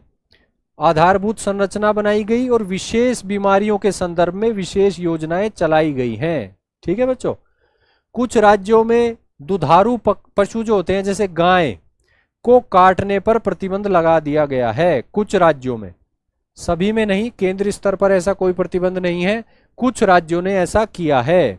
ठीक है बच्चों, कुछ राज्यों में वृद्धावस्था पेंशन भी शुरू की है, यानी वृद्ध लोगों के लिए आर्थिक सहायता। कुछ राज्यों में वृद्धावस्था पेंशन की शुरुआत की गई है, जैसे उत्तर प्रदेश में भी दी जाती है वृद्धावस्था पेंशन, तो ये भी एक बात है। इसके अलावा विदेश नीति के स्तर पर पंचशील की नीति अपनाई गई थी, अपनाई जाती है, और गुटनिरपेक्षता की नीति जो है अपनाई जाती रही है इंडियन स्टेट के द्वारा। तो यहाँ भी कहीं ना कहीं अंतर्राष्ट्रीय शांति की स्थापना की दिशा में इंडियन स्टेट जो है आगे बढ़ता है, अपनी भूमिका निभाता है। ठीक है बच्चों, शांतिपूर्ण सहअस्तित्व की दिशा में आगे बढ़ता है। ठीक है बच्चों, पंचशील के माध्यम से और गुटनिरपेक्षता की नीति के माध्यम से भारत की जो विदेश नीति है वो भी आर्टिकल 51 के अंतर्गत जो डीपीएसपी दिया गया है उसी की भावना के अनुरूप है, यानी अंतर्राष्ट्रीय शांति की बात करती है, अंतर्राष्ट्रीय कानूनों के सम्मान की बात करती है, अंतर्राष्ट्रीय संधियों के पालन की बात करती है। ठीक है बच्चों, आगे बढ़ते हैं। भारत के संविधान के भाग 4 में जो निदेशक तत्व दिए गए थे वो हमारे खत्म हो गए, हमने उनको पढ़ लिया, उनसे संबंधित सभी पहलुओं को हमने समझ लिया, क्लियरली समझ लिया। ठीक है बच्चों, अब हम देख लेते हैं कि भाग 4 के अलावा भी कुछ निदेशक तत्व हैं। भारत के संविधान के भाग 4 यानी राज्य की नीति के निदेशक तत्व, इस अध्याय के अलावा भी, इस भाग के अलावा भी भारत के संविधान में कुछ निदेशक तत्व दिए गए हैं जिनका पालन किया जाना है इंडियन स्टेट के द्वारा। ठीक है बच्चों, एक बार उनको और देख लेते हैं। ऐसे 3 निदेशक तत्व हैं। एक तो भाग 16 में है, भारत के संविधान के भाग 16 में और आर्टिकल 335 में। इसमें क्या बात है कि लोक सेवाओं के संदर्भ में, चाहे वो केंद्र की लोक सेवाएं हो या राज्य की लोक सेवाओं के संदर्भ में, अगर एससीज या एसटीज का कोई दावा है तो उसको इंडियन स्टेट जो है महत्व देगा, उसको सुनेगा, उस पर विचार करेगा। ठीक है बच्चों, क्लियर है। इसके अलावा भाग 17 में आ जाते हैं। भाग 17 में अनुच्छेद 350 ए, ये क्या कहता है कि राज्य सरकार का ये दायित्व होगा या राज्य के अंतर्गत स्थानीय सरकार का ये दायित्व होगा कि भाषाई आधार पर अल्पसंख्यक किसी वर्ग के बच्चों के लिए, भाषाई आधार पर अल्पसंख्यक वर्ग के बच्चों के लिए प्राथमिक स्तर पर मातृभाषा में शिक्षा के लिए पर्याप्त सुविधाएं उपलब्ध कराई जाएं। क्लियर है बच्चों। राज्य सरकार ये सुनिश्चित करेगी या स्थानीय सरकार ये सुनिश्चित करेगी कि उस राज्य में या उस क्षेत्र में जो अल्पसंख्यक वर्ग है, भाषा के आधार पर अल्पसंख्यक वर्ग, उसके बच्चों के लिए प्राथमिक स्तर पर मातृभाषा में, उनकी अपनी मातृभाषा में शिक्षा के लिए पर्याप्त सुविधाएं उपलब्ध कराई जाएं। ठीक है बच्चों, क्लियर। अब भाग 17 में ही एक और डायरेक्टिव है यानी निदेशक तत्व है, वो है अनुच्छेद 351 में। ये निर्देश भी दिया गया है इंडियन स्टेट को। ठीक है, ये कहता है कि संघ का दायित्व होगा, यानी कि यूनियन गवर्नमेंट का दायित्व होगा कि वह हिंदी भाषा को विकास व प्रसार में योगदान दे, प्रोत्साहन दे।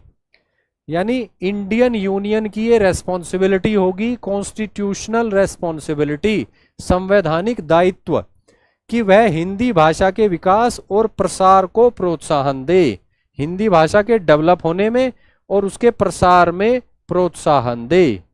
ठीक है बच्चों, और ये जो तीनों निदेश हैं, संवैधानिक निदेश, ये भी नॉन जस्टिसिएबल हैं, यानी कि गैर न्यायोचित हैं।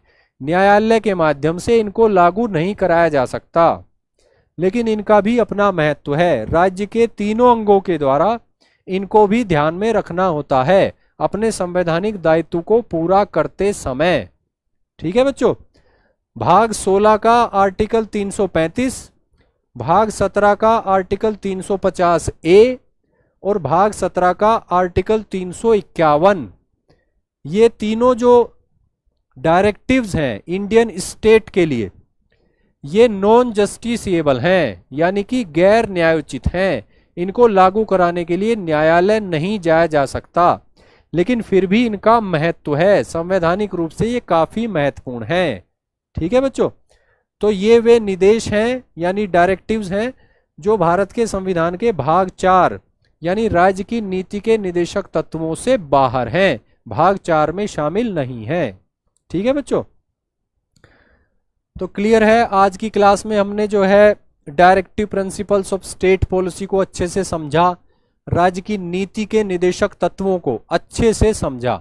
ठीक है बच्चों, आज की क्लास आपको कैसी लगी ऑफलाइन कमेंट करके जरूर बताइएगा, और कल फिर मिलते हैं एक नई क्लास में नए टॉपिक के साथ। ठीक है बच्चों, आप सभी को शुभकामनाएं। डिनर कीजिए, खाना खाइए और उसके बाद आराम कीजिए।